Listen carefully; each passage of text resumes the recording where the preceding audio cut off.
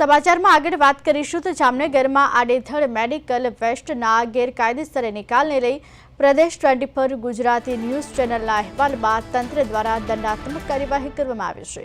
પ્રદેશ 24 Gujarati news ચેનલના અહેવાલની સીધી અને ધારદાર અસર થઈ, જો કે અસર થયા બાદ તંત્ર દ્વારા તુરંત કાર્યવાહી કરવામાં આવી અને જામનગરમાં આડેધડ મેડિકલ વેસ્ટનો ગેરકાયદેસર નિકાલ કરનાર પેઢીને 40,000નો દંડ ફટકારવામાં આવ્યો। આ સંબંધમાં પ્રદેશ 24ની માહિતી મળ્યા બાદ અહેવાલ પ્રસારિત કરવામાં આવ્યો હતો।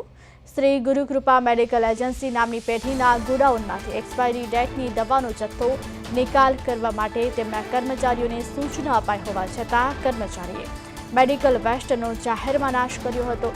પ્રદેશ 24 ન્યૂઝ ચેનલની ઇમ્પેક્ટ થઈ છે। હવે જામનગરમાં આવેલી નંદન વન પાર્કના રહેણાંક વિસ્તારમાં મેડિકલ વેસ્ટનો ગેરકાયદેસર નિકાલ કરનાર પેઢી સામે તંત્ર દ્વારા દંડાત્મક કાર્યવાહી કરવામાં આવી। આ કારસ્તાન પાછળ જવાબદાર પેઢીને ₹40,000નો દંડ ફટકાર્યો છે। નંદનવન પાર્કમાં મેડિકલને લગતી સામગ્રી એક્સપાયરી થયેલી દવાઓના આશરે 300 જેટલા ડબ્બા, ઇન્જેક્શનો, ખાલી પ્લાસ્ટિક સિરીઝ 200થી વધુ, તેમજ ઇન્જેક્શનની કાચની બોટલ, વાયલ 150 જેટલી, રક્તથી દર્શિત કોટન, ગ્લોવ્સ, મેડિકલ બેન્ડેડ, ખાલી દવાઓના પેકેટ અને કાગળ, ઇન્ફ્યુઝન સેટ અને પ્લાસ્ટિક બેગ્સનો જથ્થો મળી આવ્યો હતો, જે અંગે સ્થાનિકોએ રોષ વ્યક્ત કરતા તંત્ર દોડતું થયું। તપાસમાં નજીકના વિસ્તારમાં જ આવેલી ગુરુકૃપા એજન્સી નામની એજન્સીનો આ જથ્થો હોવાનું સામે આવ્યું। પેઢીના સંચાલકો સામે કાર્યવાહી કરાઈ છે।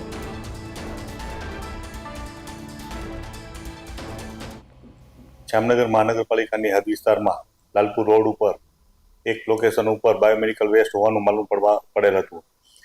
તુરંત જ અત્રેથી જે તે એરિયાના જનરલ ઓફિસરને તપાસ કરવાનું જણાવતા તેઓ દ્વારા જે મેડિકલ એજન્સી હતી તેમને ત્યાં જઈ અને 40,000 રૂપિયાનો વહીવટી ચાર્જ છે જે તે જ દિવસે વસૂલ કરવામાં આવેલો હતો અને આવ્યા કોઈ પણ લોકો દ્વારા જો આ ફેંકવામાં આવશે બાયોમેડિકલ વેસ્ટ કોઈ પણ જગ્યાએ અથવા વધુ પડતું ન્યુસન્સ કરવામાં આવશે તો તેઓ ઉપર પણ આ રીતની કાર્યવાહી અને આથી પણ વધારે કડક કાર્યવાહી હાથ ધરવામાં આવનાર છે।